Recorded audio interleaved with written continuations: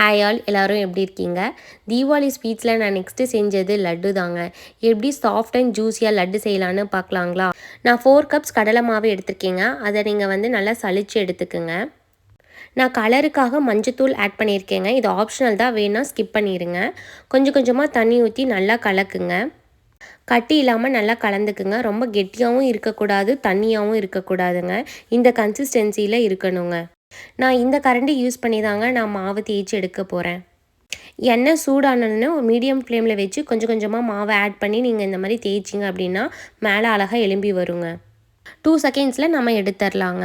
So நான் 4 cups மாவுக்கு 6 cups brown sugar எடுத்திருக்கேன். நீங்கள் ஒயிட் சுகர் எடுக்கிறதா இருந்தால் 4 கப்ஸ் கரெக்டாக இருக்குங்க. இப்போ இது கூட நான் கொஞ்சம் ஏலக்காய் தூள், கொஞ்சம் பச்சை கற்பூரம் ஆட் பண்ணிக்கிறேங்க ஸ்மெல்லுக்காக.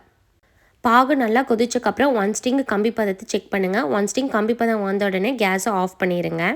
நான் இப்போ பூந்தியெல்லாம் மிக்சியில் போட்டு 1 2 அரைச்சி எடுத்துக்கிட்டேங்க. இப்போ அந்த பாகுல கொஞ்சம் கொஞ்சமாக ஆட் பண்ணி மிக்ஸ் பண்ணிக்கோங்க. கூட முந்திரி திராட்சையும் ஆட் பண்ணிக்கலாங்க.